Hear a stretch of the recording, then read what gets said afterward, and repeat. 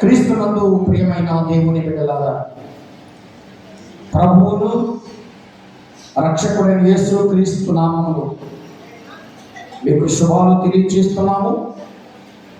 కొద్ది నిమిషాలు దేవుని మాటలు విందాం. మంచి పాటలు పాడాము, వాక్యం చదివాం, అదనంగా ప్రభుని స్తుతించాము. అందుకు దేవునికి వందనాలు.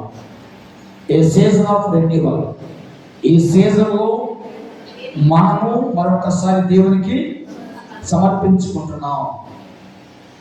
ఈ సీజన్ ప్రతిదానికి ఒక సీజన్ ఉంది. నేను గమనించలేదు, రంజాన్ స్టార్ట్ అయ్యింది. నేను తెల్లవారుజామున లేచకపోతే నాకు టీ కావాలంటే గ్యాస్ అయిపోయింది. ఇంట్లో టీ కత్తగా బయటకు వెళ్తుంది. 4 గంటల భోజనం చేస్తున్నాను చక్కగా. 6 గంటలకల్లా 5 గంటలకల్లా ముగించేసాను. అదొక సీజన్. అంటే కొన్ని సీజన్లో దేవునికి అతి దగ్గర అవుతుంది. అంటే సీజన్ అయితే దగ్గరమ్మా అని కాదు, సమయానుకూలంగా సందర్భానుకూలంగా దేవునికి దగ్గర అవుతుంది. ఎప్పుడు సంతోషంగా ఉన్నాం, కొన్ని దినాలే సంతోషంగా ఉన్నాం. ఎప్పుడు ఆనందాన్ని వ్యక్తపరచం, కొన్ని దినాల్లోనే ఆనందాన్ని వ్యక్తపరచం. ఈ దినాల్లో ఈ సీజన్లో మనం దేవునికి సమర్పించుకున్నాం. యోబేలు ఏమన్నాడు? ఇప్పుడైనాను మీరు ఉపవాసం ఉండి కన్నీరు విడిచచ్చు, దుఃఖించచ్చు, మనస్పూర్వకముగా నా యుద్ధకు తిరిగి రండి. రండి కాదు, ఏమన్నాడు? రావటం వేరు, తిరిగి రావటం. తిరిగి రావటం అంటే బైబిల్లో ఎవరు వచ్చారు? తిరిగి వచ్చిన వ్యక్తి ఎవరు? తప్పిపోయాడు. తిరిగి వచ్చిన వాడు, వచ్చిన కుమారుడు కాదు, పొలంలోకి వెళ్ళిన కుమారుడు వచ్చాడు. అది కంటిన్యూ. తిరిగి రావటం అంటే టైం అయిపోయిన తర్వాత రావటం. ఏ టైంకి వస్తాడు అనుకున్నామో ఆ టైంకి రాకపోకుండా మరొక టైంకి రావటం. తిరిగి వస్తాడని తండ్రి ఏం చేస్తున్నాడు? ఎదురు చూస్తాడు. ఈ రోజు నేను మీతో మాట్లాడే లోకాశను విసర్జించి జీవించాలి మానవుడు. లోకాశలను విసర్జించి మానవుడు దేవునికి దగ్గరే జీవించాలి. బైబిల్ చూద్దాం. మత్తయి సువార్త 3వ అధ్యాయము 2వ వచనాన్ని ఎవరైనా చదవండి. ప్రభువు మార్గము సిద్ధపరచండి, ఆయన త్రోవను సరళము చేయండి, అరణ్యములో కేక వేసే గొప్ప శబ్దము ప్రవక్త యెషయా ద్వారా చెప్పబడింది. చాలు. మత్తయి సువార్త 3వ అధ్యాయంలో 2వ వచనం, పరలోక రాజ్యం సమీపించింది, మారు మనసు పొందండి, యోధ అరణ్యములో ప్రకటించుచుండెను. ఇది ఎవరు బోధ? చెప్పండి, ఎవరు బోధ? యోహాను బోధ. ఈరోజు యోహాను గురించి నేను కొన్ని విషయాలు మీతో మాట్లాడతాను. అంటే బాప్తిసం గురించి మాట్లాడాలని యోహానులో ఉన్న కొన్ని లక్షణాలు. ఏలియా గురించి మాట్లాడుకున్నాం, ఎలీషా గురించి మాట్లాడుకున్నాం, మోషే గురించి మాట్లాడుకున్నాం, యాకోబు గురించి మాట్లాడుకున్నాం, చాలా వ్యక్తుల గురించి మాట్లాడుకున్నాం.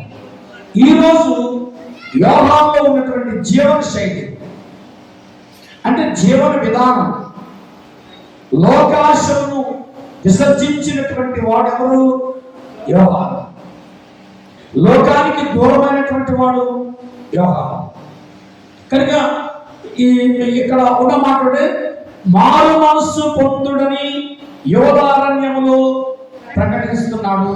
మారు మనసు అంటే ఏంటి? పశ్చాత్తాపడటం. అదే ప్రభు చెప్పండి, మీరు మార్పు నుండి బిడ్డల వంటి వారైతేనే కానీ పరలోక రాజ్యంలో ప్రవేశించరు. అంటే మార్పు గురించి మాట్లాడుతున్నాడు. మారు మనస్సు గురించి, పశ్చాత్తాపం గురించి బైబిల్ మొత్తములో 70 సార్లు రాయబడింది. అంటే 7 మార్లు కాదు, 77 మార్లు పడినను తిరిగి, అంటే ఏదో ఒక స్థలంలో పడిపోయినను బైబిల్ చదువుతున్నప్పుడు మనం తిరిగి లేవాలి అనేది దేవుని యొక్క కాన్సెప్ట్. మారు మనస్సు అంటే అర్థం ఏంటంటే మనస్సు మారి. ప్రభు చెప్పిన మీరు మనస్సు మారి రూపాంతరము చెందుడి. మనస్సు మారి రూపాంతరము చెందాలి. అంటే మనస్సు ఉదయం పూర్తిగా మారడం వల్ల ఏంటి వ్యత్యాసం అంటే ప్రవర్తనలోను చూపులోను తలంపులోను మార్పు. ఇది మారు మనసు అంటే. మారు మనసు అంటే యేసు ప్రభువుని అంగీకరించడమే కాదు. మారు మనసు అంటే యేసు ప్రభువుని అంగీకరించడం కాదు. మారు మనసు అంటే అర్థం ఏంటంటే మన ఉదయం మారాలి. యేసు ప్రభువుని దేవుడిని అంగీకరిస్తాం, అది ఓకే. యేసు ప్రభు దేవుడు అంగీకరించడం వేరు, మారు మనసు పొందుతుంది. దేవుడు ఎవరైనా అంగీకరిస్తారు. అసలు దేవుడు అంగీకరించడం ఎవరున్నారు? చెట్టు కిందోడు, పుట్టు కిందోడు, దాగబోతోడు, దొంగలు, వ్యభిచారులు దేవుడు అంటే భయపడుతూనే ఉంటారు. కానీ మారు మనసు అంటే దేవుడు ఎరిగి ఉండటం కాదు, యేసు ప్రభు తెలిసినట్టు కాదు, బైబిల్ తెలిసినట్టు కాదు. మారు మనసు అంటే అర్థం ఏంటంటే పశ్చాత్తాపంలో నుండి మన హృదయము పరిపూర్ణమైనటువంటి ఆలోచనలోనికి రావాలి, అంతే కదా. ఇప్పుడు మారు మనసు అంటే ఏంటి? పశ్చాత్తాపం అంటే మా హృదయం మార్పు చెందాలి. దేంట్లో మార్పు చెందాలి? అన్నిట్లో, ఆలోచనలోను, తలంపులోను, ఉద్దేశాల్లోను, క్రియల్లోను, ప్రవర్తనలోను, అన్నిట్లో ఆలోచనలోను మార్పు రావాలి. ఇది మారు మనసు అండి. యేసు ప్రభువుని అంగీకరిస్తే మారు మనసు కాదు. యేసు ప్రభు నాకు తెలుసు, ఆయన గడ్డ ఉంటుంది, 3 సంవత్సరాలు సేవ చేసేది, ఇది మారు మనసు కాదు. మారు మనసు అంటే అర్థం ఏంటంటే మనము రూపాంతరం చెందాలి. ఏం చెందాలి? రూపాంతరం చెందాలి. రూపాంతరం చెందినటువంటి ప్రభు ముఖాన్ని చూసి మారు మనస్సు లేనటువంటి వారు శిష్యులు ఏమన్నారు? అయ్యా, మనం ఇక్కడ ఉండటం మంచిది, ఇక్కడ పర్ణశాల కట్టడం మంచిది అంటే వాళ్ళు యేసు ప్రభు మాత్రమే తెలుసుకున్నారు శిష్యులు. కానీ ఏం మారలేదు? మారు మనసు పొందల, మార్పు చెందల. అందుకని శిష్యులతో ప్రభు అన్నాడు, మీరు మార్పు చెంది, చెప్పండి, మీరు మార్పు చెంది బిడ్డల వంటి వారైతే ఇక్కడ ఉండటం కాదు, పర్ణశాల కట్టడం కాదు. నా తండ్రి నన్ను ఎక్కడికి నడిపిస్తాడు అక్కడికి వెళ్ళటమే రూపాంతరము. మన ఉన్న స్థలంలో రూపాంతరం చెందుతాం. అందుకనే యోహాను యొక్క జీవనశైలిలో 3 విషయాలు నేను మీతో మాట్లాడతాను, టైం పంపించేస్తాను. ఒకటి, చెడు తలంపులు, చెడు క్రియల నుండి మనము దేవుని వైపు తిరగాలి. చెప్పండి, చెడు తలంపుల నుండి, చెడు ఆలోచనల నుండి, చెడు ఉద్దేశం నుండి ఎక్కడ తిరగాలి? యోహాను బాప్తీసం వస్తున్నప్పుడు శాస్త్రులు, పరిసయ్యులు, సద్దూకయ్యులు అనేక మంది ఎక్కడికి వచ్చారు? యోర్దాను నది దగ్గరకు వచ్చారు కదా. యోర్దాను నది దగ్గరకు వచ్చారు. యూదులు బాప్తీసం పొందినప్పుడు వీళ్ళు కూడా వచ్చాడు. అందుకని వాళ్ళు అన్నాడు, అయ్యో సర్ప సంతానమా అంటే వాళ్ళు ఎందుకు వచ్చారు దేవుడి దగ్గరికి అంటే శ్రమలోంచి బయటపడటానికి వచ్చాడు. శ్రమలోంచి బయటపడడానికి దేవుడి దగ్గర కాదు రావాల్సింది. ఏం మారాలి? నీ హృదయం మారాలి. నువ్వు మార్పు చెందాలంటే, కుటుంబంలో సమస్యలు రాకుండా ఉండాలంటే నువ్వు మారాలి. నీ పిల్లలు మాత్రం కాదు, నీ భర్త మాత్రం కాదు, భార్య మాత్రం కాదు. ఎవరైతే ఈ కుటుంబానికి సమస్యగా ఉండాలని తెలుసుకుంటారో వాళ్ళు మారాలి. ఎవరు మారాలి?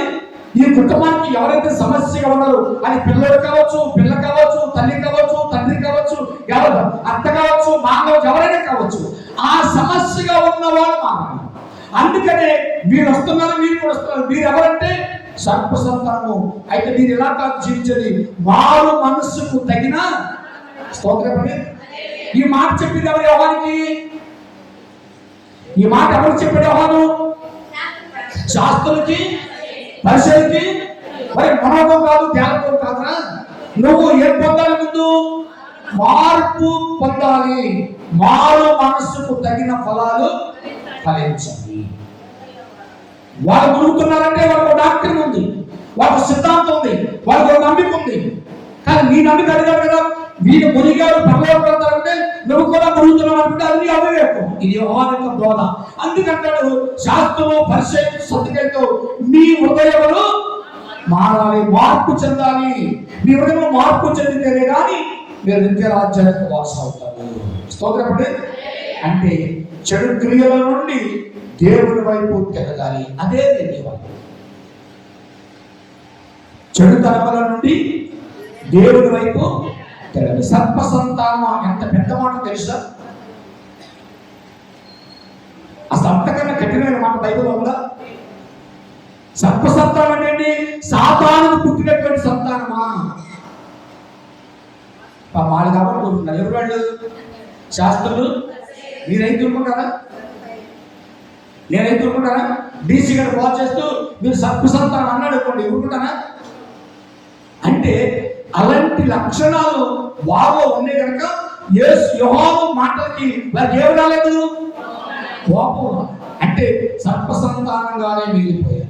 అదే మీది కాదు అబ్బాయి, ఇది యూదుకు సంబంధించింది, ఫ్లాగ్ సామిషానికి సంబంధించింది, ప్రభరాత్రి మీద మరొకరికి సంబంధించింది. ఇప్పుడు ఉదాహరణ ఒక మాట చెప్తాను, సెకండ్ వర్షం కదా ఆలస్యంలో బాప్తీసేవారు, కానీ ఏమిస్తారు? జ్ఞానస్థానం అనేది బాప్తీసం, అది వేరే కాదు. తమిళంలో చెప్పు, జ్ఞానస్థానం ఏంటి? బాప్తీసం తమిళ మాట, అది జ్ఞానస్థానం అన్నమాట, తెలుగు మాట కాదు అది. అంతేనా? తమిళ బైబిల్ ఆ మాట చదువుతావా? తమిళ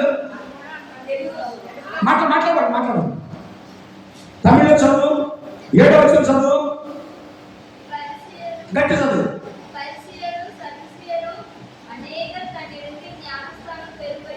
జ్ఞానస్థానం అంటే ఏంటి? ఇది ఆశ్చర్య మాట కాదు, ఆంధ్ర మాట కాదు. ఎవరి మాట ఇది? తమిళ భాష. మన భాషలో మన బైబిల్లో ఉంటుంది శాస్త్రులు పరిశీలనలు జ్ఞానస్థానం. అంటే ఇంక మీరు ఆశ్చర్యం లేదు అనుకోండి, జ్ఞానస్థానం అంటే బాప్తిస్మే, కానీ మన బాప్తిస్వం లేదు. కానీ ఏముంది? మళ్ళీ జ్ఞానస్థానం ఉంది, ప్రభరాత్రి భోజనం ఉంది. లోపలికి బాప్తిస్వం లేదు, ప్రభరాత్రి భోజనం ఉంది. ఆశ్చర్యానికి ప్రభరాత్రి మనవటం లేదు, ప్రభరాత్రి భోజనం ఉంది. సియాసేకు మనవటం లేదు, ఏముంది? ఇప్పుడు గుర్తున్నారా ఏమన్నా? ఇప్పుడు ఇస్తున్నారా? సిఎస్ఐ ఉన్నారా? ఇస్తున్నారా? ఇప్పుడు ఇస్తున్నారు. వాళ్ళు కూడా చర్చి కాడ తొట్లు కట్టించి ఇస్తున్నారు. మనుషులు బట్టి డాక్టర్ మారదు, సంఘాలు బట్టి డాక్టర్ మారదు, మన ఉదయాన్ని బట్టి డాక్టర్ను మార్చు. అందుకనే జ్ఞానస్థానం అంటే తమిళ మాట, బాప్తిస్మ మాట. ఈ మాటలు మీరు చాలా జాగ్రత్తగా ఉండాలి. అంటే మీ తలంపులు, మీ చెడు తలంపులు, మీ చెడు క్రియలు, వాటిని విసర్జించండి. వాటిని విసర్జించి దేవుని వైపు తిరగండి. స్తోత్రమే. ఇది పశ్చాత్తాపానికి ఒక మార్గము. విసర్జించాలి, లోకాశలను విసర్జించాలి. రెండో మాట చూద్దాం. యోహాను యొక్క జీవన శైలి ఎలా ఉందంటే 3:4 వచనం. ఒంటె వస్త్రములను మన చుట్టూ తోలెతట్టి ధరించుకుని వాడు మిడతలను అడవి తేనెను అతనికి ఆహారమగును. చూడండి, స్తోత్రం. హల్లెలూయా. యోహాను మీరు ఈ యేసు ప్రభు పిక్చర్స్ చూస్తుంటారు. ఎలా ఉంటాడు? చేతితో కర్ర పట్టుకుని, అంతేనా? చేతితో కర్ర పట్టుకుని ఏం కట్టుకుంటాడు? గోనె పట్ల. దాని అక్కడే ఉంది, చెప్పండి, రోమములు. ఇప్పుడు మిమ్మల్ని అడుగుతారు, వాస్తవానికి అప్పుడు వారు వాడే డ్రెస్ అది చెప్పరమ్మా. యోహాను సువార్త ప్రారంభించినప్పుడు అరణ్యములోకి వెళ్ళి బోధ చేస్తున్నాడు. అరణ్యములో బోధ చేస్తున్నప్పుడు యోహాను రోమములో ఉన్న చర్మం కప్పుకోవడం కాదు. అప్పుడు అది జీవనశైలి కాదు, రెండోది తేనె తాగడం, అది జీవనశైలి కాదు. మూడోది మిడతలు తింటూ ఆహారం కాదు, అది జీవనశైలి కాదు. ఇప్పుడు ఈ పిల్లలు ఏమేస్తున్నారు? పంజాబీలు, అదే పంజాబీ డ్రెస్ అని మన కల్చర్. ఎవరి డ్రెస్? ఎవరి కల్చర్ అది? కర్ణాటకలో ఒకరిని చీర కడతారు, తమిళనాడులో ఒకరిని చీర కడతారు, ఒకరిని డ్రెస్ వేస్తారు. అంటే అది వారి జీవన శైలి, అంతే కదా? అది వారి జీవన శైలి. ఇప్పుడు మన పిల్లలు కూడా లంగా జాకెట్లు మానేసి ఏం చేస్తున్నారు అంటే జీవన శైలి మారిపోయింది. వాస్తవానికి యెహోవా బోధ చేసినప్పుడు యెహోవా జీవన శైలి కాదు, అంటే అతనిలో మార్పు ఉండాలి అనేటువంటి కాన్సెప్ట్ ఉంది. పేతురు అంగీకరించాడు, యోహాను అంగీకరించాడు, ఆంద్రెయ అంగీకరించాడు, ఫిలిప్పు, బర్తయి, తోమా వీళ్ళందరూ అంగీకరించారు. యేసు ప్రభు సైతం అంగీ వేశాడు. కానీ యోహాను ఏం వేశాడు? ఒంటె చర్మమును, తర్వాత రోమములు, అడవతేని అతను ఆహారం. ఈయన అంటే నేను మీకు అర్థం చేసుకోండి, అతను జీవన శైలి మారింది. అప్పుడు అడవితేని మిడతలు యోహాను, పేతురు, ఆంధ్రయ్య నీళ్ళు తినలా. యోహాను పెడుతున్నాడు. ఏడు ఆహారం ఏంటి? 5 రొట్టెలు, 2 చిన్న చేపలు, 5,000 మందికి పంచి పెట్టాడు. కాదు నిజము కాదనగల దమ్మెవరికి ఉందండి, కాదు నిజము కాదనగల పవరెవరికి ఉందండి. చెప్పి చేస్తాడు చిత్రమైన పనులెన్నో, చెప్పలేరు బాబు ప్రభు గొప్పతనాన్ని. ఇప్పుడు వాళ్ళ ఆహారం ఎవరు కూడా వాళ్ళ ఈక్వల్ వయసు ఉన్నవాడి. కానీ ఏ ఆహారం ఏంటి? రొట్టె, చేపలు, ఏదో ఫలాలు, ఏదో వంటలు. కానీ యోహాను ఆహారం అది కాదు. ఏంటది? మిడతలు, తేనె ఆహారం. డ్రెస్ కూడా ఏమైంది? కోడ్ మారింది. అందుకని ఇప్పుడు చాలా మంది క్రిస్టియన్ వ్యవస్థలో కూడా ఏం చేస్తున్నారు?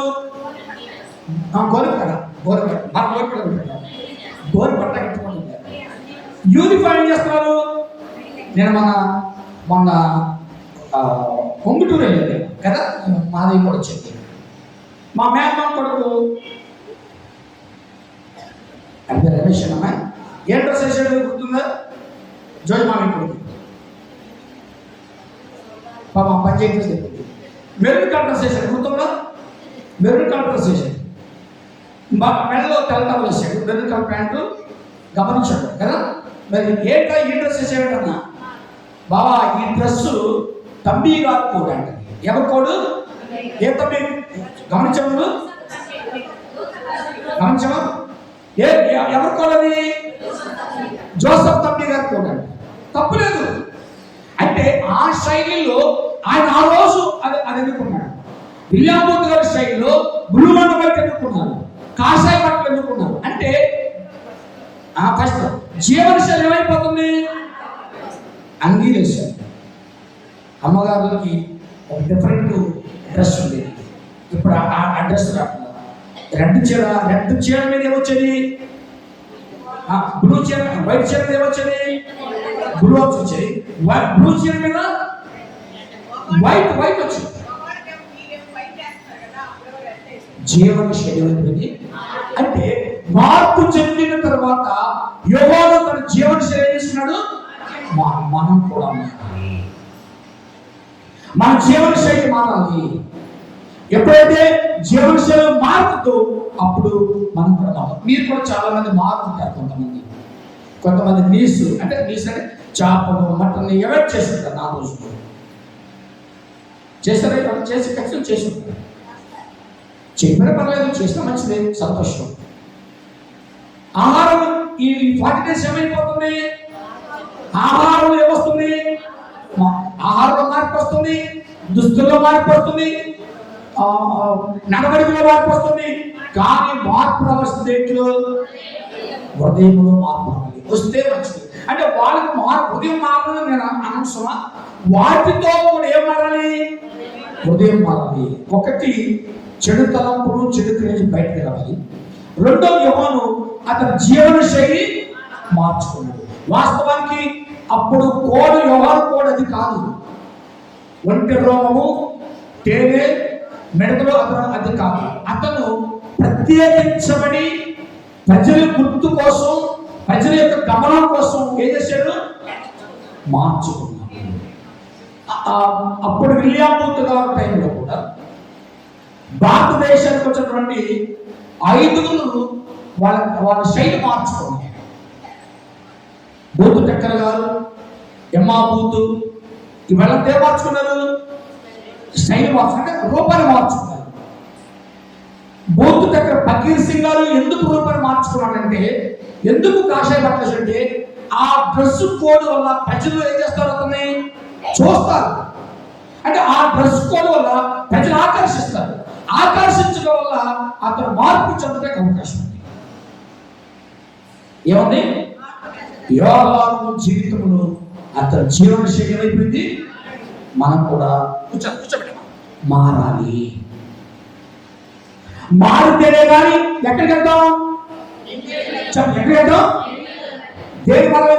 తలంపులు మారాలి, ఉద్దేశాలు మారాలి. రెండోది జీవన శైలి, డ్రెస్ కోడ్ మారాలి, ఆలోచన మారాలి, తలంపులు మారాలి. అప్పుడు ఇక్కడికి వెళ్తాం. వీటన్నిటికంటే ఏం మారాలి? హృదయం మారాలి. ఇది ఎవరు పోదా? ఎవరు పోదా?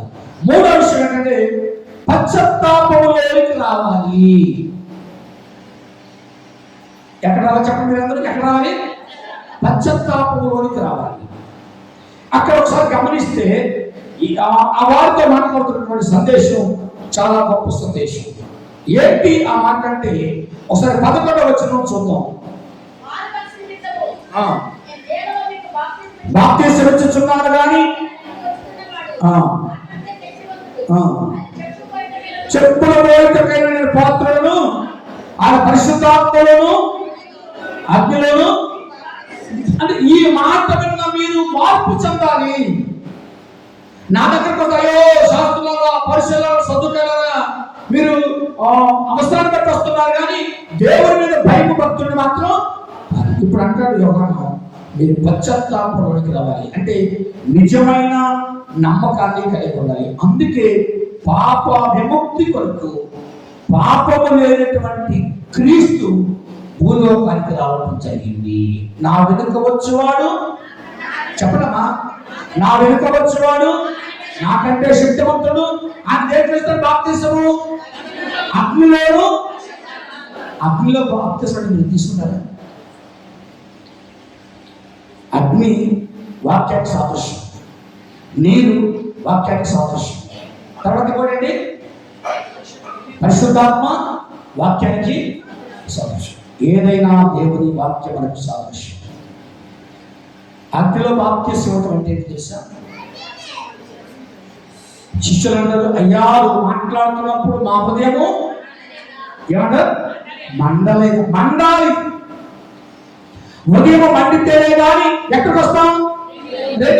ఉదయం మండకుండా, మార్పు చెందకుండా, జీవన శైలి మారకుండా ఎలాంటి బ్యాంకులు ఎన్ని ఏపించినా మనం అక్కడే ఉంటాం. మారాలి. మారితేనే క్షేమం ఉంది. నా వెనుక వచ్చినవాడు నాకంటే శక్తివంతుడు. ఆయన దేని చేస్తాడు? అగ్నితోను. అంటే పాపి కొరకు పాపము లేని క్రీస్తు భూలోకానికి వచ్చాడు. నాయన శక్తివంతుడు, నాకంటే బలవంతుడు, నాకంటే శక్తివంతుడు. ఆయన చెప్పులు విప్పడానికి కూడా ఇది చదవాలి. ఎవరే చెప్పేశాడు, నేను చెప్తున్నాను నా వల్లేని కాదంటే మనలో చాలా మంది క్రైస్తవ వ్యవస్థలో సమాజం ఎవరు చెప్పించేస్తున్నారు? ఇది వాస్తవం. నేను నమ్మినా నమ్మకపోతే ఇది వాస్తవం. వాస్తవనా? నేను తప్పు చెప్తున్నాను? నిజమన్నా? వాస్తవం. నా వెనుక వచ్చు నాకంటే బలవంతుడు. ఇప్పుడు నేను ఒక రోజు నన్ను స్పీకర్ చేశాడు, ఒక రోజు పరిశుద్ధరావు స్పీకర్ చేశాడు, ఒక రోజు వేసారు గారు స్పీకర్ చేశాడు. ఎవరు వాక్యం జన్మవుతారు అంటే నాకంటే పరిశుద్ధరావు గారు శక్తివంతుడు, పరిశుద్ధరావు గారి కంటే వాక్యం చెప్పడంలో చేస్తారు గారు నా దగ్గర ఎవరు వస్తారు? ఏదో ధ్యాస లేక దిక్కు లేక నన్ను చేశారంతే. జగన్ అంతే కదా. యోహాను కంటే శక్తివంతుడు ఎవరు? అందుకనే మేము కూడా సభలో చక్కగా పెడతాం. ఎవరెవరు ఎక్కడ ఇయ్యాలో అక్కడే వేస్తాం. మాకు తెలుసు ఈ రోజు ఎవరు వస్తారో, మాకు తెలుసు ఈ రోజు ఎవరు కూర్చొని ఇగో ఈ రోజు ఇటు రాదు, ఈ రోజు ఇటు రాదు కూడా కత్తి రాలేదు. ముందే తెలుసు. అందుకని ఆయన జీవన శైలి మార్చుకున్నాడు, పశ్చాత్తాపంకి వచ్చాడు. లూకా సువార్త 11వ అధ్యాయం 3వ వచనం. ఇంకొక మాటలో మార్చుకోస్తాను. ఒక్క నిమిషం. లూకా 13:3 చదువు. కారణి మీతో చెప్పుచున్నాను, మీరు మారు మనసు పొందని ఎడల మీరందరూ అలాగే రక్షించెదరు. చదవ. పిలాతు గలిలయులైన కొందరి రెక్కలు వారి బలములను బొల్లతో కప్పించను. ఆ కాలం అక్కడున్న కొందరు ఆ సంగతి యేసుకు చెప్పగా ఇప్పుడు అంటాడు, ఇవన్నీ కాదు, మీరు మారు మనసు పొందిన ఎడల, మీరందరూ పొందని ఎడల మీరందరూ అలాగే. పిలాతు చెప్పినా, యోహాను చెప్పినా, ఏం చెప్పండి ఏం కుదరదు. మీరు నా మాట వినకపోతే, నా కైకొనకపోతే మీరు కూడా అలాగే నశిస్తారు. యోహాను కంటే శక్తివంతుడు, పిలాతు కంటే శక్తివంతుడు, యేసయ్య గారి కంటే శక్తివంతుడు, బిషప్ గారి కంటే శక్తివంతుడు, పోపు గారి కంటే శక్తివంతుడు ప్రభు ఉండగా మనం ఎవరు నమ్ముతున్నాము? మనుషులను. కీర్తనని మనుషులు నమ్మట కంటే యెహోవాను ఆశ్రయించడం మేలు, రాజు నమ్మట కంటే యెహోవాను ఆశ్రయించడం. యెహోవాను ఆశ్రయించిన వారు, యేసును ఆశ్రయించిన వారు మాత్రమే ఎక్కడికి వస్తారు? దగ్గరకు వస్తారు. అయ్యగారు ఆశ్రయించిన వారు మాత్రం చర్చకు వస్తారు. తప్పదు కదా. మాకు మీటింగ్ పెట్టారు అయ్యగారికి, ఇష్టం ఉన్న లేకపోతే వెళ్ళాలి కదా. కానీ రెండుగా జరిగింది అనుకోండి, పిలవగానే రేపు మీటింగ్ కన్నా ఇవ్వాలి సిద్ధపడతాం, రేపు వరకు ఇవ్వాలి సిద్ధపడతాం. మీరు మార్పు చెందకపోతే అలాగే ఇది అయిపోతారు. 24వ అధ్యాయము 47, లూకా 24:47. ఇది ఒకసారి ముగిస్తాను. అమ్మా, యెరూషలేము మొదలుకొని సమస్త జనములలో ఆయన పేరుట మారు మనస్సును పాప క్షమాపణను ప్రకటించబడినని. ఏం ప్రకటించబడింది? మారు మనస్సు, పాప క్షమాపణ. ఇది విలియం బూత్ గారి కాన్సెప్ట్. మారు మనస్సు కలిగి ఉండాలి. రెండు ఎక్కడ రావాలి? పాప క్షమాపణలో రావాలి. నేను నిన్ను కొట్టేసి, నేను కత్తితో కోసేసి, నేను నీళ్ళలో మునిగిస్తే జెండ కింద ప్రమాణం పొంది నా పాపం పోయిందా? నేను నా పాపం పోవాలంటే నీ దగ్గరకు వచ్చి, అమ్మా నేను చేసేది పొరపాటు, క్షమించు. అయితే మనం చెప్పడం వస్తుంది. మనం ఎప్పుడు చెప్పాలి? ఇది రెడ్డి వాళ్ళకి. ఇప్పుడు చదవమాట. యెరూషలేము మొదలుకొని సమస్త జనములలో ఆయన పేరిట మారు మనస్సును పాప క్షమాపణను ప్రకటించబడుతుంది. ఎవరి పేరిట? ఎవరు ప్రకటించింది? ఎవరు ప్రకటించింది? ఎవరు? మారు మనస్సు. అందుకే ఎవరు? నేను మారు మనస్సు నిమిత్తము నీకు నీళ్ళలో బాప్తిస్తున్నాను, పరలోకం నిమిత్తం కాదు అన్నది మాట. మారు మనస్సు నిమిత్తము నేను మీకు బాప్తిస్తున్నాను, కానీ నా వెనుక వచ్చేవాడు నాకంటే పరలోక రాజ్యం కొరకు, పరలోక రాజ్యం కొరకు బాప్తిస్తం మీద, పరలోక రాజ్యం కొరకు ప్రవర్తన బోధన మీద, పరలోక రాజ్యం కొరకు అమ్మా, పరలోక రాజ్యం కొరకు ఏమిచ్చాడు? మారు మనస్సు కొరకు ఏమిచ్చాడు? బాప్తిస్తం ఇచ్చాడు. ఇప్పుడు కానీ అయినా నేను ఎవరిస్తున్నారు? మారు మనస్సు పొంది, రక్షణ పొంది 30 ఏళ్ళు చర్చకు వచ్చిన తర్వాత, అమ్మా సహజంగా ఇంకా మీరు బాప్తిస్తం పొందలేదా? అదంత అబద్ధమమ్మా. ఇప్పుడు కూడా పొందకపోతే నీకేముంది? నరకం అంటే భయపడి బాప్తిస్తం పొందుతుంది. కానీ బాప్తిస్తం ఇచ్చిన పరలోక రాజ్యం కోసం కాదు. దేనికోసం చెప్పడమ్మా? దేనికోసం? మారు మనసు కోసం. ఇప్పుడు బాప్తిస్తం పొందేవాడు మారు మనసు పొందాలి, బైబిల్ చదవాలి. యోర్దాను నది దగ్గరికి వచ్చిన వాడికి ఎవరికి ఏమీ లేదు, మారు మనసు లేదు. అదే చెప్పాడు, మారు మనసు లేని వాళ్ళు రండి రండి రండి అంటే వాళ్ళతో కూడా ఎవరు వచ్చారు? సద్దుకాయలు, శాస్త్రులు. మనం అలా కాదు, మనం పశ్చాత్తాపంలోకి వెళ్ళేవాళ్ళం. బైబిల్ చెప్తున్నాం. ఆ పశ్చాత్తాపంలోకి వెళ్తే మీరు ఎవరు అడిగితే సమాధానం చెప్పలేకపోతున్నారు చాలా మంది. లేదా మాకు లేదు అపాయింట్ దశ వదిలేని అంటారు చాలా మంది. మీరు బైబిల్ చదివితే, మత్తయి సువార్త 3వ అధ్యాయం చదివితే, నువ్వు ఎంతలో బిషప్ కాదు, పోపు వచ్చిన సమాధానం చెప్తావు. పోపు వచ్చిన సమాధానం. ఎందుకంటే నువ్వు అది చదవ, ఎవరో చెప్పిన మాట వినేసావు, చెవుల్లో పడిపోయింది, చెవు నుంచి గుండెల్లోకి వెళ్ళింది, గుండె నుంచి మెదడులోకి వెళ్ళింది, దాన్ని నేను చెవుడు కూడా తీసేయలేదు. ఇక మనం సత్యే తప్ప దాన్ని నీ దగ్గర చెవుడు కూడా చావక ముందే వద్దాం. ఎక్కడికి? మారు మనసు వద్దాం. ఎక్కడ వద్దాం? నిలబడి ప్రార్థన చేస్తాం. రేపు 8వ తారీఖు మార్చి శుక్రవారం క్షమించండి, మొదటి శుక్రవారం కదా, 6వ తారీఖు ప్రపంచ ప్రార్థన దినం ఇక్కడ జరుగుద్ది. మంజులు గారు నడిపిస్తారు. తదితర విషయాన్ని కొన్ని ఆల్రెడీ పిల్లలు చెప్పే కుర్రాళ్ళకి వాళ్ళ కథ నడిపిస్తారు. మంచిగా వాళ్ళు లీడ్ చేస్తూ ప్రోగ్రాం తీసుకెళ్తారు. వారి కోసం మనం ప్రార్థించేద్దాం. రేపు ఆఫరింగ్ పడతాం. మీకు ఇష్టమైన ఆఫరింగ్ మీరు ఏంటి బలవంతం కాదు, అది వాళ్ళని పంపిస్తాం కనుక అది సంఘానికి మాకు ఇవ్వదు. ఇవ్వండి, మీకు ఇవ్వబడి ప్రార్థన చేసుకుంటాం. నీవుగాక దిక్కెవ్వరు వేరే నాకు లేరనొచ్చు, నీవుగాక దిక్కెవ్వరు వేరే నాకు లేరనొచ్చు.